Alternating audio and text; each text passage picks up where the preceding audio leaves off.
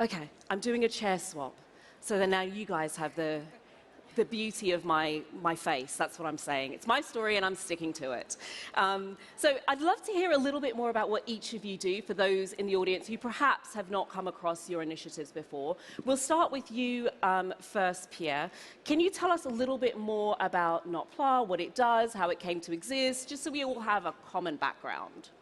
Sure. So we're a UK-based company, and we develop alternatives to single-use plastics using seaweed. We saw a little bit of seaweed on the movie, and we think that actually turning to natural materials has a lot of potential for getting out of plastic. So we've developed a range of different solutions targeting on those types of plastics that are used on the go, left kind of like without any residual value, and often create the bulk of the pollution. And some of our packaging is even edible, so we really use the most natural solution that there is. Seaweed, if you don't know, it grows some species up to 1 meter per day. It's one of the fastest growing organisms on the planet. And we use the natural binders, the glue that holds seaweed together, to create a range of different solutions, from takeaway food containers, cutlery, flexible films, so that we can stop using plastic in those places. Fantastic. I'm going to come back to you more about why seaweed and the scale of the operation, but it's 100% no plastic. It's all natural okay. I'm loving it. Part of me is kind of like, and I love the idea that you can eat some of it. If you haven't checked out Notpla's stuff before, you really should. It's quite exciting. Kat, can you tell us a little bit more about the work that you do at CIRT? Yeah, happy to be here. And yeah, so at CIRT, we are an award-winning, female-founded company that is building software and data tools for the circular economy. So what we do is, through geospatial and AI, we actually map waste infrastructure and help companies transition from materials that are problematic, materials that are unnecessary, to materials that are regenerative, that are better for you, that are better for the planet, materials like Notpla, that materials like they're building, and others that are going to help restore the planet. And so before I started CIRT, I actually was studying plastic pollution. So I was working with communities around the world, with informal waste sector communities, was in the rivers that were full of plastic, understanding how we were to mitigate plastic pollution. And so I'm really, really passionate about this topic and excited to be here to chat about it. Thank you so much. So helping companies make better decisions around the packaging that they have. Charlotte, can you tell us a bit about the work that you're doing towards zero waste at Zero Waste? Yeah, on my side, I'm helping decision makers make better decisions. So we are a French environmental organization, part of a global movement called Break Free from Plastic. We basically advocate and mobilize for waste reduction at the source, which means that ensure waste doesn't even exist, is not even produced in the first place, which means we advocate for alternatives to single-use products, alternatives to waste products, because when they are produced, very often they don't stay long at the state of product. They become waste. We also warn against false solutions, such as so-called chemical recovery of plastic, for example, or many other solutions that are not a solution for free a world free from plastic. Fantastic. Thanks so much for sharing that. Before we dive into eradicating plastic altogether, when I grew up, right, we were told reduce, reuse, recycle. That was the mandate. Reduce the use of plastic, reuse where you can, recycle. Now we seem to be shifting to don't use it at all. Like, let's just eradicate plastic altogether. Why the shift? Is our previous reduce, reuse, recycle no longer a good foundation for us to move to? Why do we have to have such a radical change, Kat? Yeah, so collection and reduction alone, it's not going to solve this problem. we can't just collect our way, reduce our way, recycle our way out of this. We are going to have to find solutions that redesign the materials that we use, that redesign the sharing economy, that redesign how we utilize our products and our packaging, that phase plastic out of the system, especially when it comes to consumer products, when it comes to packaging, and the way our consumption operates. So we're going to have to figure out those systems, from that systemic lens, that holistic lens. I mean, when plastic was produced, it was to replace ivory at first, right? And then when the plastic bag was patented, it was to replace paper bags because we didn't want to cut down trees. So when we look at the system, we have to think about it holistically, systemically, but we're going to have to start to phase plastic out of those systems. Charlotte, would you agree with that? Yeah, we just have to do that very fast. And the difficulty that the very simple fact that plastics pollutes at every stage of its life cycle is not a fact that everyone agrees on it.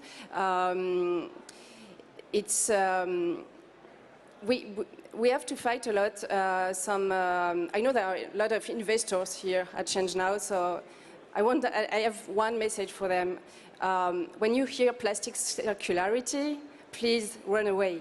Unfortunately, plastic circularity is now the keyword for the solutions some producers, and in particular the fossil fuel industry, is happy to promote. It's just not even possible to think about this, and agree. I mean, we know that from extraction to production and then to the waste treatment, we have a lot of pollution. So to find another way, we just have to think about what worked before plastic even existed. I'm often thinking about this drink company who one day decided to put all its glass bottles into plastics and do it everywhere in the world. Now this company is getting in the way of a true solution. So for me, well, the only way we think we can reasonably do this is thanks to the law. Very easy, very simple, the law. A law that forbids some products, a law that put a cap on production at the global level, and that's all. And thanks to a cap on production and some taxes, for example, on plastic polymers, we can change the market. We can ensure that this happens sooner than later. Yeah. So we've got pollution throughout the whole production cycle, and I suppose the circular economy is almost recycling on steroids, and that's not really the answer. Pierre, from your perspective, as a solution provider who's got a solution that's got zero plastic in it, is there demand? You know, are companies genuinely stepping forward now, looking for solutions that have no plastic at all? So I think there are, like, we're here in ChangeNOW, it's like thousands of people who are really engaged with the topics.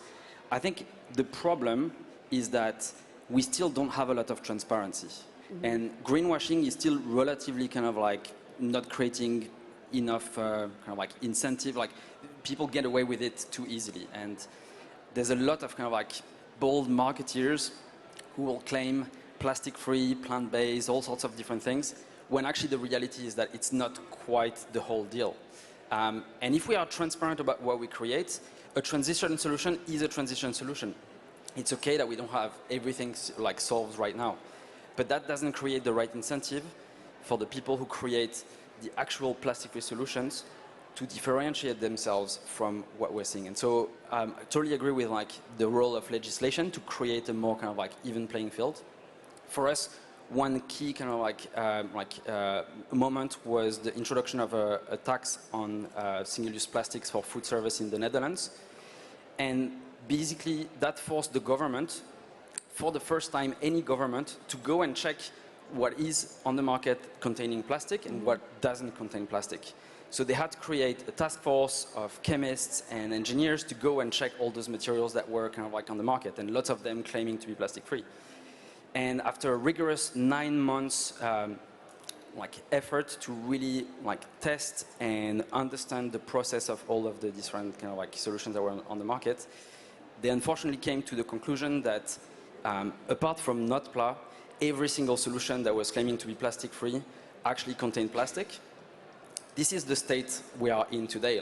All those solutions, they were convincing their clients that they were doing the right thing. They were selling this kind of idea that they were already kind of completely plastic-free. So unless we have this clear distinction where we create the right incentive for those innovations, we're not going to have kind of the right level of investment and the right level of drive for actually creating the solutions of tomorrow. That is shocking. So government puts a task force together to go out and validate the validity of claims, to discover that of all the companies claiming to be plastic-free, literally only one of them makes the grade. That is absolutely insane. So on the topic of greenwashing, to what extent is this intentional? Kat, I'm sure in your line of business, kind of working with companies, how easy is it, because it's an ongoing conversation, individuals want companies to be transparent. If you say it's 0% plastic, we want to know, the public wants to know, that's what it is. From an organizational perspective, how easy is it to verify your complete supply chain to ensure that you're not inadvertently saying the wrong thing and then getting caught out in scenarios like this? It must be incredibly embarrassing. Kat, what do you see that like for organizations? Yeah, so, I mean, in Europe, right, there's much more regulation around supply chain regulation, materials regulation, carbon accounting, there's carbon pricing. And so I think when you look at something like plastics and regulating plastics, coupling it with something like carbon accounting could be very powerful. And looking at the US, states like California, like Washington, Oregon, Maine are setting the stage for regulation. And so multinational corporations have to apply, or be compliant across not only state boundaries, but also country boundaries. And so they're trying to be compliant everywhere, and that's really difficult. And so when they're looking at their supply chains, they want to implement something that's going to be easiest across their entire corporate organization, right? And so they have to test regionally. So when they're testing in somewhere like the EU, they want to test initially with a pilot. But we see that when they're testing with pilots, we encourage them to test at scale, right? Don't just test somewhere and say, oh, look at us, we're doing the right thing here. Test for scale. Test somewhere and know that what you're testing in one region, you can actually scale replicate across multiple areas, multiple regions. And so that's what we encourage companies to do, and we help them track that. We help them improve their products, improve their packaging at scale. And so unlocking capital is really important in this space as well. So when we're, for the investors in this space, it's a chicken and the egg problem. Companies rely on the contracts from large organizations to be able to scale their products. But that can't happen without the capital to scale their products, right? And so without the market share being equal, that capital has to be there. So I encourage that the investors in this space put the capital into these products, because we have to get there. We have to have these solutions in the marketplace to get to a plastic-free environment. And without them, the companies will not adopt these solutions if they're not at fair market prices. So yeah, scale is really important in this space, and getting to a fair market value is really important as well. I'm seeing a lot of complexities, but what I've extracted from what you've said are a few things. Firstly, as large organizations looking to avoid greenwashing, doing micro tests and then expecting that that's going to scale up is probably not the most sensible approach. So so do those tests with scale in mind, but also understand that we do have this chicken and egg situation where we need the scale, and we'll talk about that in detail, like where do you find these, how practical is it to find companies that can work with the largest plastic polluters to replace it, because it's a lot of products that they're putting out to market, and do it in a cost-effective way. Charlotte, in terms of transparency, how do we push to get more transparency in this space to avoid greenwashing? Because that's not what, consumers want to know we're getting what's on the package. Yeah, people want to know, but it's better if the most polluting materials don't even exist. It makes me think a lot about polyester in the fashion industry. There is this durability index being developed at the both French and EU level, and in the first, at first, the methodology said that polyester, and just to remind people, polyester is plastics, it is fossil fuel, and it is 60% of our products. We all wear polyester at the moment, and it is one of the main responsible materials for microplastics in the ocean, etc. So it is very durable. It's so durable that it stays in the ocean, it stays in the skin, it stays everywhere. We have to get rid of it. So, of course, when there is a durability index, the way it is calculated, polyester has a very good score. So we had polyester fashion products with a better score than other, durable products. And this is mainly because the complexity of the calculation first, but also the place of the industry, the lobbying of the industry when we make the law, when we make the methodology. And we had this issue, so we are following very closely the negotiations for a global plastic treaty. It's like an historic opportunity for real change, but in these negotiations, we see how many lobbyists are in the room, how many lobbyists are trying to do what they could to avoid good legislation at the global level. And we've seen that in France. Each time there is a law and a decree and a negotiation on the decree, you have the lobbyists in the room, and they get exemptions, they get derogations, they get a longer term to avoid to very easily, just to avoid to change their business model. At the moment in France, with the fast fashion law that is being discussed, one of the ultra fast fashion companies is doing its best to avoid the law to pass. So for me, this is also, the issue of transparency is really that, is how you put the lobbyist outside of the room when the decision is made. I mean, that's a very difficult question to wrap around, but I think it's something we do need to start thinking about a lot more. Where are we putting the weight and where are we making the exceptions? We've touched on, Pierre, scale, and we've touched on transparency. How is Notpla meeting both of these? How can I as a consumer know that this is a Notpla container that I've got in front of me? And how are you gearing up to scale such that large organizations are able to actually be able to tap into a solution like yours? I think it's the big challenge of all the innovators, the material innovators, to find those partners, those champions that are going to give you this chance of scaling up. Just a couple of weeks ago, we announced a big partnership with Compass Group.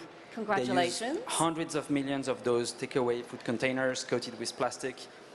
To get one organization like this to partner up takes months, years. But once you have that kind of buying power, it means that it opens doors to the co-manufacturers to actually make the effort of making their machines work not with plastic, but with seaweed, to change the supply chain to have the right kind of transformations that are needed, to bring the cost down. So I think what's happened really well in the energy industry to bring the cost of green energy down and down to the point that today green energy is cheaper than coal energy. We need the same thing for plastics. We need big offtake agreements that don't take years to negotiate. We need the commercial partners to really be a bit more visionary and make these tangible signs that there is uptake, because otherwise investors will not write the check and will never be able to scale out of the lab. For us, we've been working on this for like almost 10 years. It's a pity that it takes 10 years to get to replacing, now the counter is 7 million single-use plastics. But like 7 million single-use plastics is actually kind of like a very small number. We need billions. And so we don't have another decade. So really, I think everyone in the room has a role to play, whether they are like representing brands or innovators or like governments or investors. We need to make this transition faster. 10 years to get to be able to make a transformation of 7 million plastics. That is insane. If we think about how much plastic individually, even when you're conscious, individually how much plastic is unavoidable for us to use, 10 years for a supplier to land such an incredible contract is insane in my mind. Go on, Kat, and then we'll talk about some regulations and how we might be able to change that. Yeah, I was actually reading a stat. So Dr. Jenna Jambeck, who's my co-founder, recently published a book called Plastics with the MIT Press, and I encourage everyone to go check it out. It's a great read. It's easy. You'll get really informed about plastics once you read it. But it was something like in Denmark, they consume like 1 to 4 plastic bags a year. And in the US, we consume anywhere between 1 and 500 plastic bags a year. And so if you multiply that by all the people that we have in the US, it's a lot of plastic bags, right? And so bioplastics only make up less than 1% of the plastics market, less than 1%. And so if we really want to make a dent, we have to fuel that space, right? We have to put a lot of investment in that space to see it explode. And we have to, if we want to make a dent and we want to see plastics scale down, you know, fossil fuel-based plastics scale down. So yeah, congratulations. That's awesome. What I'm hearing is we need big radical change, and sometimes the only way towards big radical change is regulation and legislation. Charlotte, what do you think would be the single most impactful registration or regulatory shift that we could have that would help to seriously move the needle on plastics? First, the experience of France 4 years ago with the anti-waste law. Many companies were actually created thanks to this law because it helped them prove and find investors to prove that we can move away from the single-use packaging industry, for example, to promote reuse, etc. So we need that at the global level now. There is, I've thought about it, there is this global the negotiation for a global treaty against plastic pollution, and UN member states have one choice to make. It is about the definition of how we move away from plastic pollution. Do we believe in plastic circularity, all these false solutions? Do we think we can still use single-use products in packaging industry, for example? Or do we think we can reduce the production of plastic? I think there is a majority of countries at the moment who are in favor of it. There is a high ambition coalition in favor of that. The EU is fighting for that. But on the other side, there are the oil and plastic producers who don't want to reduce the production. So it is really what is at stake in the coming months. Hopefully by the end of the year, we will have a cap, global cap on production, and we need that. After the global cap, we need a global tax, a global plastic tax.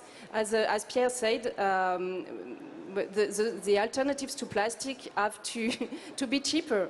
And to do that, plastics products must include the environmental cost of their products. So this is what is at stake with a global plastic tax. We can also do that at the French level. I would like us to do that as well as the French level without waiting.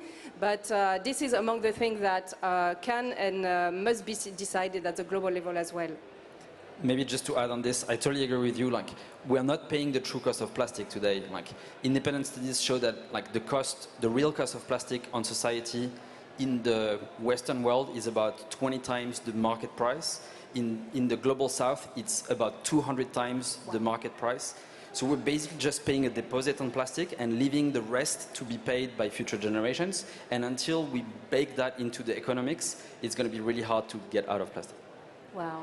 Kat, do you have anything to add to that in terms of what we think regulation should do? Because we're pretty much there now. Yeah, plastic taxes, I would agree. Pricing the externalities is something that's missing in a lot of spheres of climate. So I completely agree, yeah. Thank you all so much. It's been Pierre, Kat, and Charlotte. Give them a warm round of applause.